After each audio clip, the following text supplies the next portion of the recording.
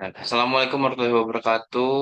Eh, Salam sehat sejahtera buat kita semua. Perkenalkan nama saya Alfi Andri dari kelas MJ 402. Saat ini saya ingin menjelaskan tentang TS manajemen perbankan, yaitu di mana saya setelah mewawancarai dan mengobservasi tugas UTS untuk tugas UTS di semester 4 ini. Oke. Observasi penggunaan layanan perbankan digital itu ini presentasi ini bertujuan untuk mengeksplorasi cara penggunaan layanan perbankan digital khususnya pelaku-pelaku UMKM yang saya teliti seperti itu. Memanfaatkan teknologi dalam operasional bisnis mereka dan wawancara observasi langsung. Studi yang mengidentifikasikan tantangan yang mereka hadapi serta bagaimana perbankan dapat merespon untuk tetap relevan, inklusif, dan kompetitif di pasar yang terus berubah. Oke, di sini ada tantangan pelaku UMKM dalam perbankan digital. Salah satunya adalah literasi digital yang rendah yang menghambat pengguna UMKM layanan perbankan digital oleh pelaku UMKM seperti itu. Kedua ada risiko keamanan data yang dimana keamanan data dan risiko penipuan dalam transaksi online menjadi perhatian utama untuk pelaku-pelaku UMKM. Serta banyaknya akses internet yang tidak merata di beberapa daerah menghambat penggunaan layanan perbankan digital dan kebutuhan literasi keuangan terhadap kebutuhan mendesak untuk meningkatkan literasi keuangan digital di kalangan pelaku UMKM. Oke, di sini ada SWOT analisis perbankan digital, satu kekuatan efisiensi biaya. Penggunaan layanan perbankan digital dapat mengurangi biaya dan waktu dalam melakukan transaksi, menjadikan pilihan yang lebih efisien untuk bagi UMKM. Kelemahannya, kekurangan pengetahuan. Banyak pelaku UMKM masih memiliki kekurangan pengetahuan mengenai produk perbankan digital yang menjadi hambatan dalam adopsi teknologi ini. Ketiga, ada peluang pengembangan atau fintech. Dengan adanya pengembangan fintech, akses layanan ke layanan perbankan digital semakin meningkat, memberi peluang lebih luas untuk UMKM.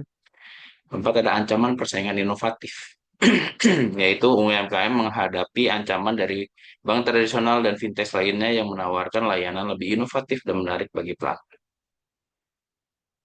Oke, strategi perbankan untuk UMKM ada, yaitu ada tingkatan pelayanan pelanggan, menyediakan edukasi digital untuk meningkatkan pemahaman dan kepuasan nasabah, serta ada mengembangkan produk yang sesuai, merancang produk yang memenuhi kebutuhan spesifik UMKM untuk mendukung pertumbuhan mereka. Serta ada adopsi teknologi terbaru yang mengimplementasikan teknologi untuk mempercepatnya transaksi dan meningkatkan efisiensi layanan perbankan.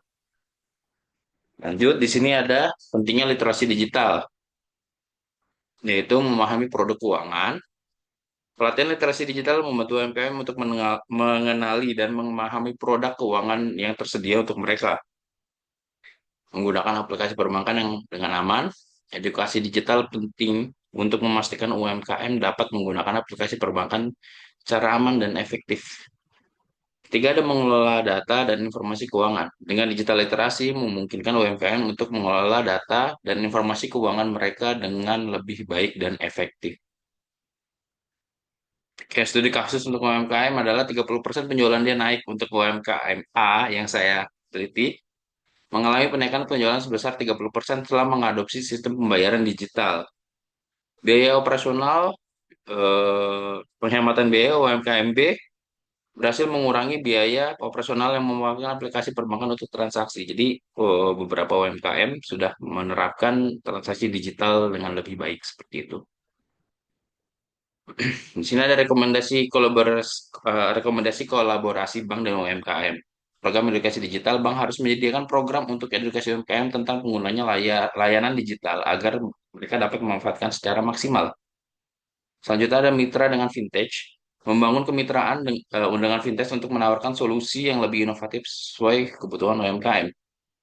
Terus ada insentif untuk UMKM, memberikan insentif bagi UMKM yang aktif menggunakan layanan perbankan digital untuk mendorong adopsi lebih luas. Jadi saran-saran insentif seperti ini sangat baik untuk pelaku UMKM dan serta kolaborasi dengan bank. Selanjutnya, ekosistem yang saling menguntungkan. Kolaborasi ini dapat menciptakan ekosistem yang paling menguntungkan antara bank dan UMKM dan meningkatkan pertumbuhan kedua. Oke, kesimpulan dan prospek. Masa depannya adalah inovasi dalam layanan perbankan harus mengedepankan inovasi untuk menarik mempertahankan pelaku UMKM agar tetap relevan dan kompetitif serta aksesibilitas dan keamanan meningkat. Pentingnya aksesibilitas dan keamanan dalam perbankan digital untuk mendukung pertumbuhan UMKM dan memberikan rasa kepercayaan untuk pengguna atau mungkin kepada pelanggan UMKM seperti itu.